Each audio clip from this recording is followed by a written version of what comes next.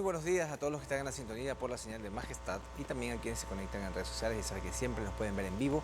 Compartan el enlace para que otras personas estén conectadas porque hoy tenemos un tema que a todos nos va a interesar porque ya estaremos hablando con el área de nutrición. Así que estén muy atentos a esto porque ya les voy a comentar de qué se trata el tema de esta mañana. Pero nuestra frase dice, la salud empieza en el intestino y se refleja en el cerebro. Entonces, ¿de qué es lo que vamos a tratar en esta mañana? Hoy hablaremos con nuestra querida Catherine Borja. Ella es nutricionista y el tema que nos va a abordar en esta mañana es sobre la microbiota intestinal y su relación con el cerebro.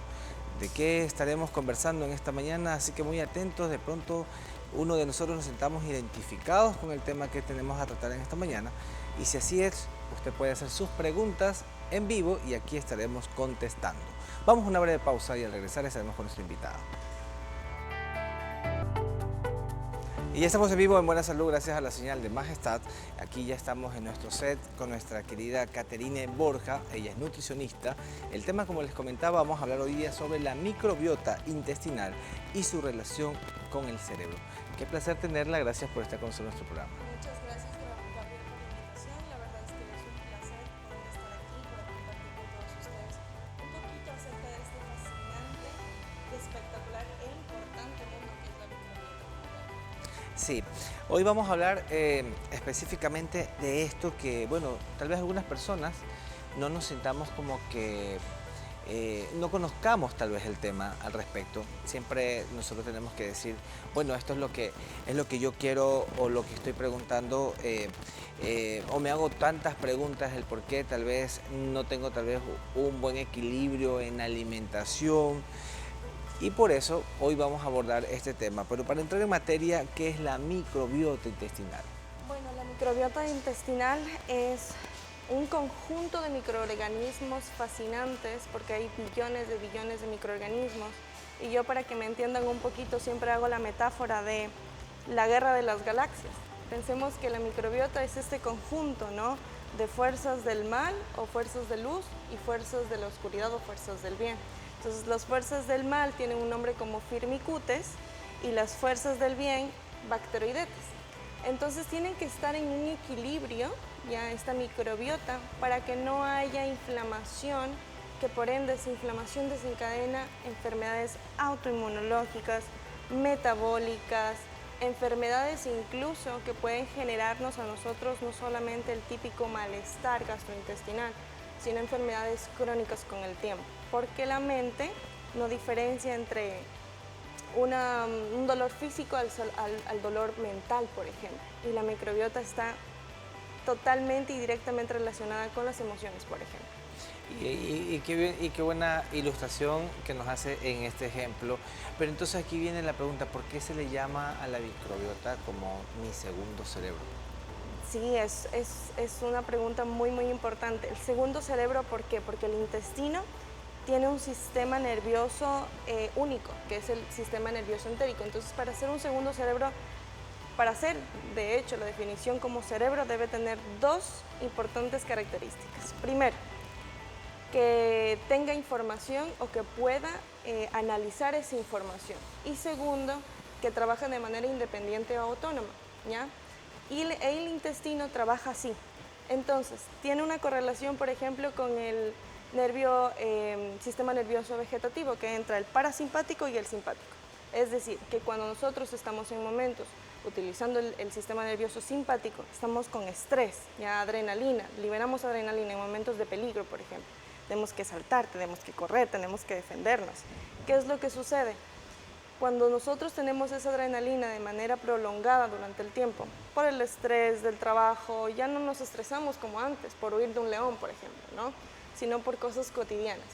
Y esa adrenalina se convierte en cortisol, lo que hace que afecte directamente a nuestro intestino. Y esa microbiota alterada, porque nosotros, lamentablemente, el ecuatoriano, no le da la fibra suficiente a la microbiota, que es el único alimento de la microbiota. Entonces, esto afecta directamente a nuestro sistema nervioso y también al emocional, porque el intestino se encarga de liberar dos neurotransmisores. Y es por eso que afecta el estado anímico emocional. ¿Por qué?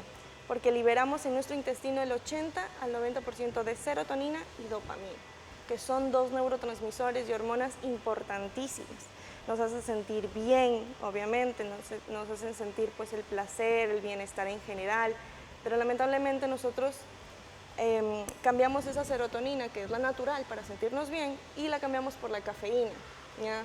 La serotonina y la cafeína tienen exactamente la misma llave, por así decirlo, que va en una enzima. Esta enzima, con esta llave que es la serotonina, la cafeína la reemplaza, ¿ok? Y esta enzima lleva directamente al receptor mental esa cafeína. La cafeína sí nos da un bienestar en general, pero nos pone en modo alerta.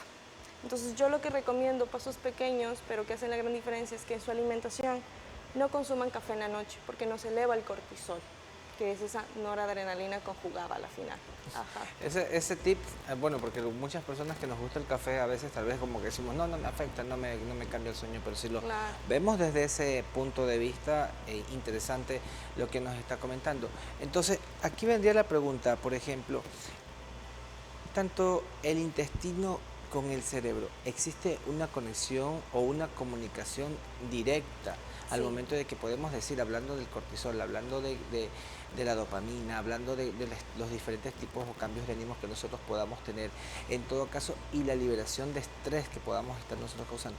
¿Cómo es esta comunicación que ambos tienen para que nosotros tal vez actuemos o no actuemos de tal manera al que se vea de alguna manera afectada tal vez nuestra microbiota? Está directamente relacionada con decirte, por ejemplo, nosotros en la salud, en la medicina, tenemos un término que es el eje cerebro-intestino. Este eje cerebro-intestino se lo llama así porque es bidireccional, tanto cerebro como intestino, intestino como cerebro. Entonces, ¿qué es lo que pasa? Te voy a dar un tip para que sepas la importancia de esta microbiota y cómo está directamente relacionada al cerebro y sobre todo a nuestro ADN, a nuestro genoma como tal.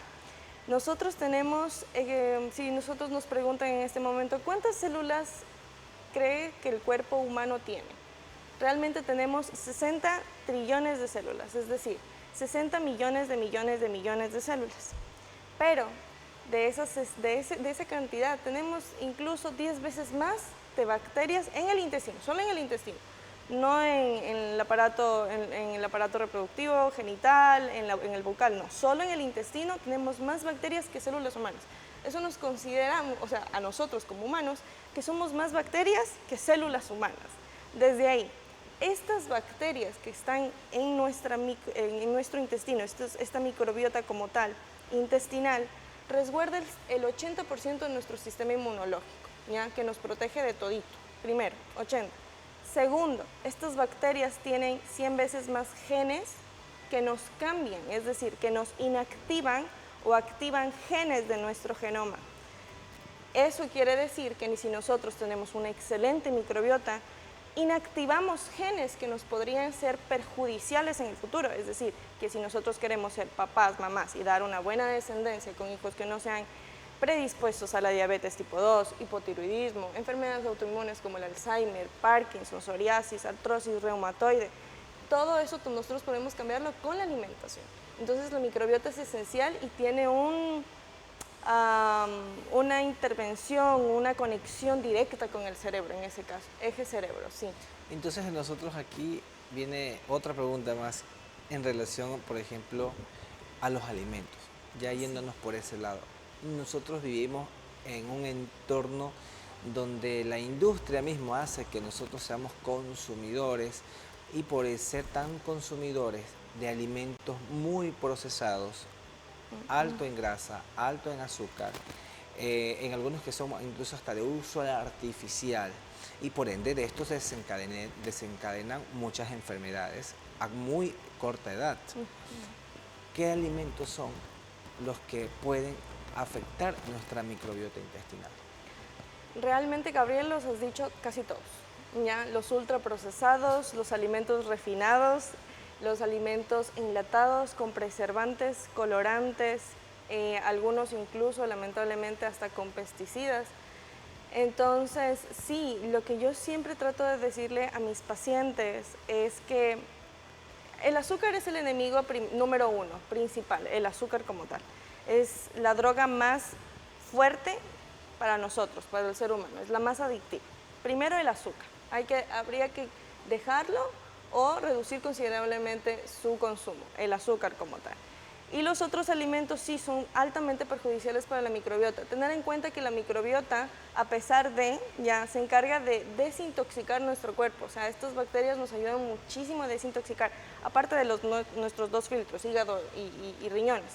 Pero lo importante aquí para la microbiota es la fibra. Entonces yo lo que les digo a mis pacientes es, tratemos de reducir considerablemente esta moda, esta dieta, y tratemos de nuestro Ecuador es tan rico en hortalizas, en verduras, en leguminosas, en frutas, tenemos una variedad increíblemente grande.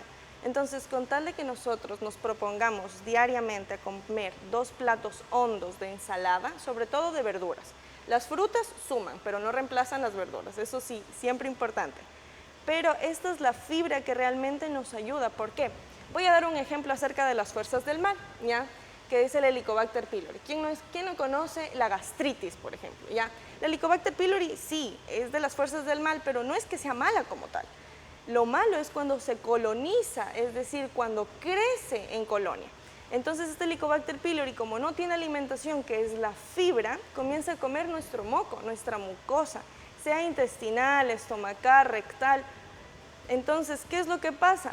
Se ve afectada nuestro recubrimiento intestinal, sobre todo en la parte intestinal, y comienza a pasar al torrente sanguíneo bueno, no heces como tal, pero sí desechos de las heces, toxinas, sustancias nocivas a nuestro sistema sanguíneo, y ahí viene por ende esa inflamación, que es una inflamación crónica de bajo grado. Pero si sigue latente, porque crónica es durante el tiempo que se sigue manteniendo, vienen enfermedades autoinmunes. Siempre vienen enfermedades autoinmunes, lamentablemente por la microbiota. Por la microbiota y obviamente porque de aquí desencadena lo que estábamos comentando, o sea, de que por esta no alimentación correcta y sobre todo que es un alimento, a lo que usted está comentando, por ejemplo, de que nada puede reemplazar, por ejemplo, a las verduras. Las verduras, hay verduras de temporada, son verduras económicas. Las frutas, también hay frutos de temporada y también suelen ser económicos cuando es temporada. Entonces no podemos tampoco decir, no me puedo alimentar bien porque son ultramente caros los alimentos, sino que realmente a veces aquí solamente es educar y educarnos nosotros mismos. Sí. Aquí también se conoce mucho o se habla mucho acerca de los probióticos y prebióticos.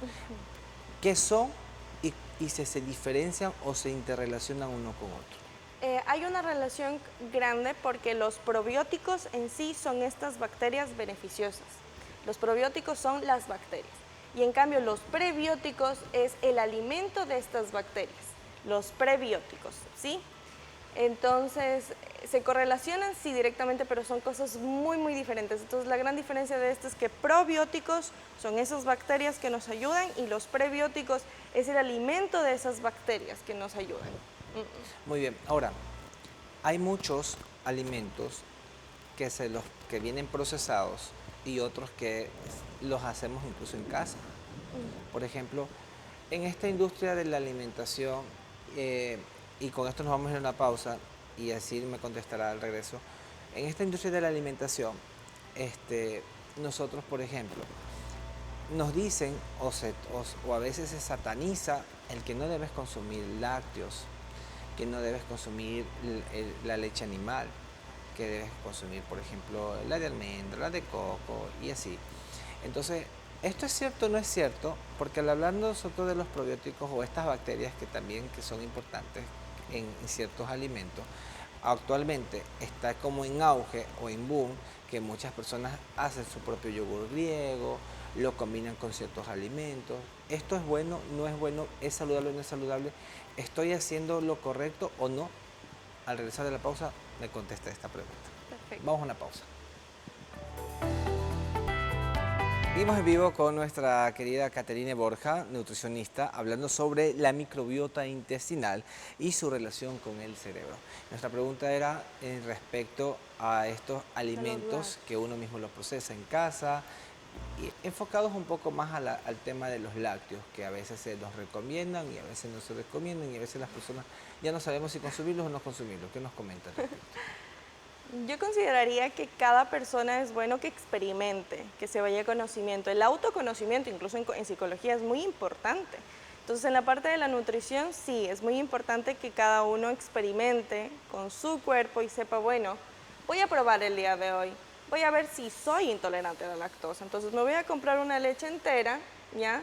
Tal vez semi-descremada, no me gusta mucho la grasa, pero está con la lactosa, consumo, veo si soy intolerante, si, es decir, si tengo distinción abdominal, inflamación, tengo reflujo gastroesofágico, tengo acidez, etcétera, etcétera, o malestar en general, o no. Eso por parte de los lácteos, porque no es bueno quitar un grupo de alimento de lleno, siendo sincero, eso nos vuelve intolerantes, nuestros genes se modifican en la alimentación y como te decía Gabriel, esto desencadena que tal vez nuestra descendencia sea tal vez intolerante a la lactosa por una modificación que yo llevé de lleno.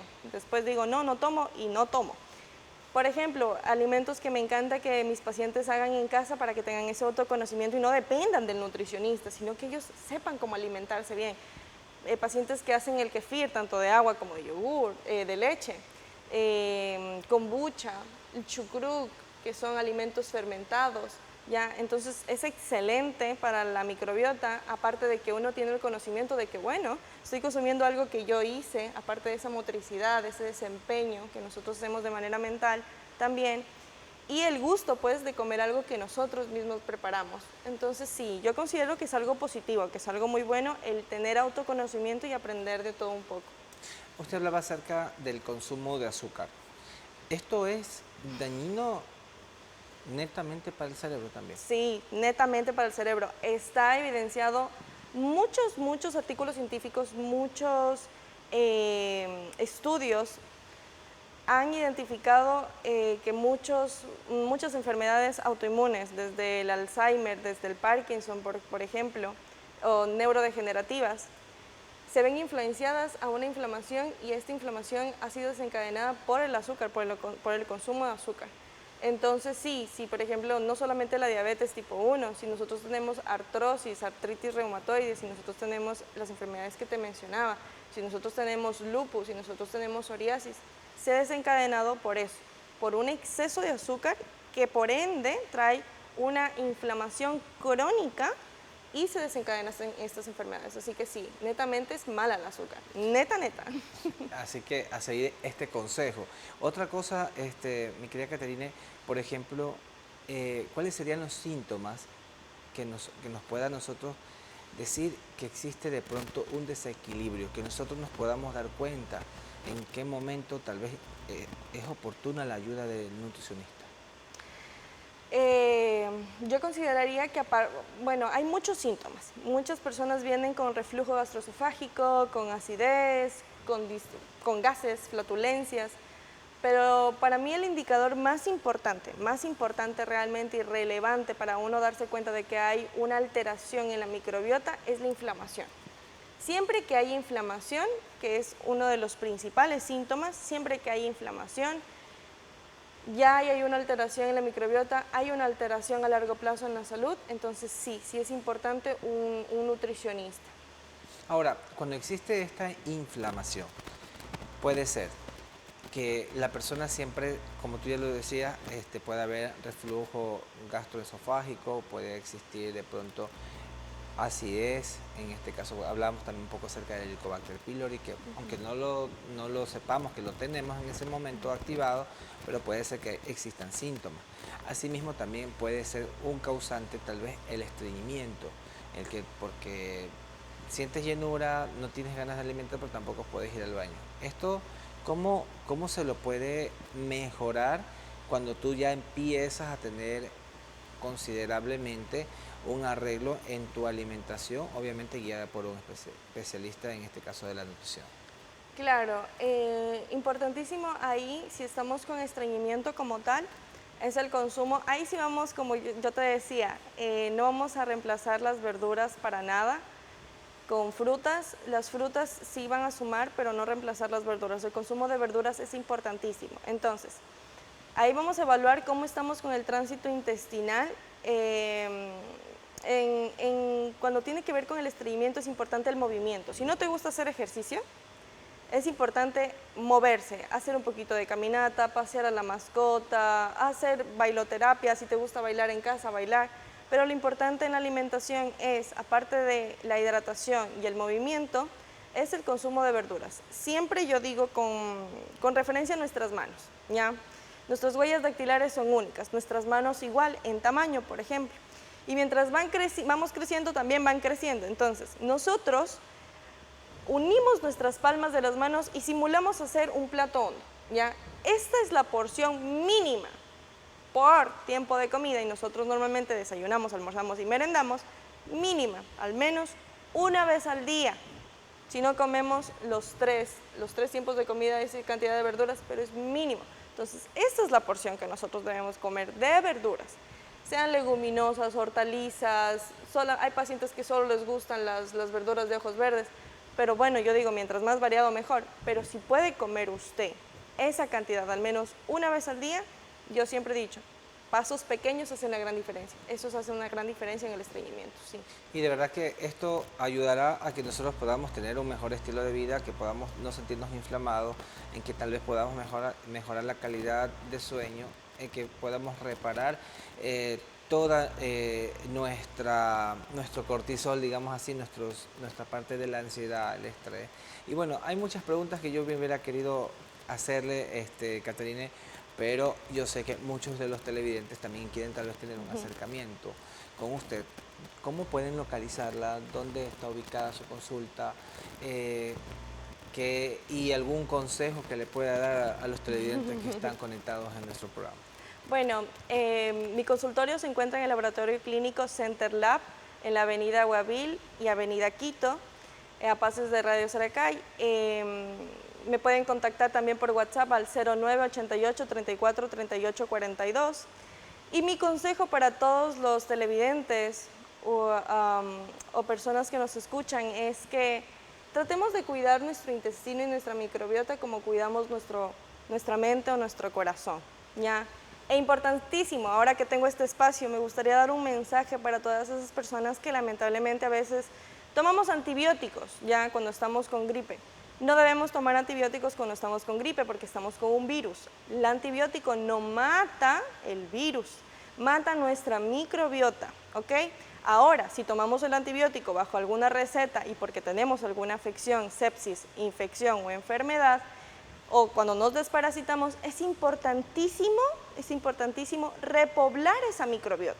Es decir, consumir probióticos. Si a usted no le gusta los alimentos pues fermentados que tienen probióticos, puede ir a acercarse a alguna farmacia y consumirlos, pero es importante repoblar nuestra microbiota. Sí. Qué buenos consejos y sugerencias que nos da nuestra querida Caterine Borja, nutricionista. Un tema muy interesante, de verdad que bastante, creo que nos llevamos con mucha información y a ponerlo en práctica, que es lo importante. Y si deseamos tener pues un plan nutricional, pues le indica aquí nuestra querida Caterine, que placer conocerla y tenerla en nuestro centro. Un placer. Muchas gracias. Y a los televidentes que ven Buena Salud, recomendarles que también nos pueden seguir en todas nuestras redes sociales, @buenasalud en Instagram, TV Buena Salud en YouTube. Activen la campanita, denle like, compártanlo y así otras personas se benefician. Y todos los días se suben los programas para que usted también se lo pueda repetir, si así le gusta. Pues también pueden seguirnos en las redes de Majestad TV, en X, en Facebook y también en YouTube. Así que no hay excusa para perdernos el programa. Y nuestra frase decía, la salud empieza con el intestino y se refleja en el cerebro. Con esto nos despedimos y los dejo acompañados con la mejor sintonía. Sigan TV.